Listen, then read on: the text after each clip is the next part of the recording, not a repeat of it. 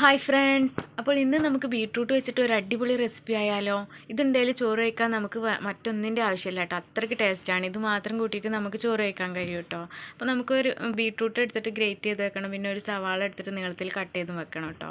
എന്നിട്ട് നമുക്ക് ഒരു ചട്ടി അടുപ്പത്ത് വെച്ചിട്ട് അതിലേക്ക് കുറച്ച് വെളിച്ചെണ്ണ ഒഴിച്ച് കൊടുത്തിട്ട് ഒരു ടീസ്പൂണ് കടുകും അതുപോലെ ഒരു അര ടീസ്പൂണ് ചെറിയ ജീരകവും ഒരു 2 വറ്റൽമുളക് നടുകെ കീറി ഇട്ട് കൊടുക്കാം.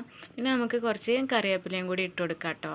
അതൊക്കെ പൊട്ടി വരുമ്പോൾ നമുക്കതിലേക്ക് ഒരു 2 പച്ചമുളക് നീളത്തിൽ കട്ട് ചെയ്തത് ഇട്ട് കൊടുക്കാം. പച്ചമുളക് നിങ്ങളുടെ എരിവിനനുസരിച്ച് എടുക്കുക കേട്ടോ.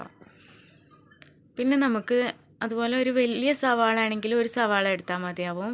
ചെറിയ സവാള ആണെങ്കിൽ ഒരു 1.5 സവാള എടുത്തിട്ട് നീളത്തിൽ കട്ട് ചെയ്തിട്ട് ഇതുപോലെ ഇട്ട് കൊടുക്കുക. എന്നിട്ട് നമുക്ക് ഇതൊന്ന് നന്നായി വഴറ്റിയെടുക്കണം. അപ്പോൾ ഇത് നമ്മുടെ സവാള ചെറുതായി ഒന്ന് വഴന്ന് വന്നിട്ടുണ്ട്. ഇനി നമുക്കിതിലേക്ക് ഒരു പിഞ്ച് മഞ്ഞൾപ്പൊടിയും കൂടി ചേർത്ത് കൊടുത്തിട്ട് ഒന്നുകൂടെ ഒന്ന് വഴറ്റി കൊടുക്കാം. ഇനി നമുക്ക് ഇതിലേക്ക് നമ്മൾ ഗ്രേറ്റ് ചെയ്ത് വെച്ചിട്ടുള്ള ബീട്രൂട്ട് ഇട്ട് കൊടുക്കാം കേട്ടോ.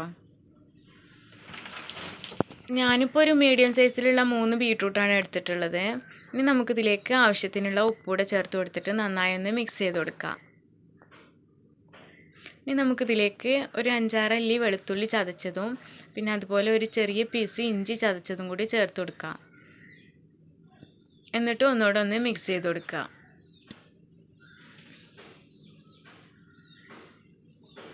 ഇനി നമുക്ക് ഇത് അടച്ച് വെച്ച് ഒരു 3 മിനിറ്റ് വേവിച്ചെടുക്കാം. ബീട്രൂട്ട് ഗ്രേറ്റ് ചെയ്തല്ലേ പെട്ടെന്ന് വെന്ത് കിട്ടും. വെള്ളമൊന്നും ചേർത്ത് കൊടുക്കേണ്ട ആവശ്യമില്ല കേട്ടോ. അപ്പോൾ ഇതാ നമ്മുടെ ബീട്രൂട്ടൊക്കെ നല്ലപോലെ വെന്ത് കിട്ടിയിട്ടുണ്ട്. ഇനി നമുക്കിതിലേക്ക് ഒരു ടീസ്പൂണ് മല്ലിപ്പൊടി ഇട്ട് കൊടുക്കാം. അതുപോലെ ഒരു അര ടീസ്പൂണ് മുളക് പൊടിയും ചേർത്ത് കൊടുക്കാം. പിന്നെ ഒരു അര ടീസ്പൂണ് ചിക്കൻ മസാലയും കൂടി ചേർത്ത് കൊടുക്കുക. എന്നിട്ട് നന്നായി മിക്സ് ചെയ്ത് കൊടുക്കുക. അപ്പോൾ ഞാനിതെല്ലാം നല്ലോണം മിക്സ് ചെയ്ത് കൊടുത്തിട്ടുണ്ട്. ഇനി നമുക്കിതിലേക്കൊരു 1 ടീസ്പൂണ് വെളിച്ചെണ്ണയും കൂടി ചേർത്ത് കൊടുക്കുക. പിന്നെ അതുപോലെ ഞാൻ ഉപ്പ് നോക്കിയപ്പോൾ കുറവായിരുന്നു, അപ്പോൾ കുറച്ച് ഉപ്പ് കൂടെ ചേർത്ത് കൊടുക്കുന്നുണ്ട്. അതുകൂടെ ചേർത്തിട്ട് നമുക്ക് ഒന്നുകൂടെ ഒന്ന് നല്ലോണം മിക്സ് ചെയ്ത് കൊടുക്കാം.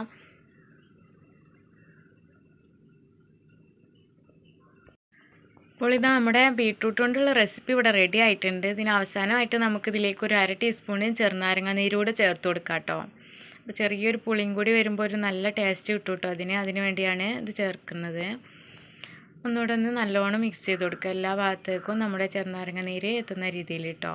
അപ്പോൾ ഇതാ നമ്മുടെ റെസിപ്പി ഇതവിടെ റെഡി ആയിട്ട് നല്ല ടേസ്റ്റാണ് കേട്ടോ. അതുകൊണ്ട് ചോറ് കഴിക്കാൻ നല്ല ടേസ്റ്റ് ആയിരിക്കും.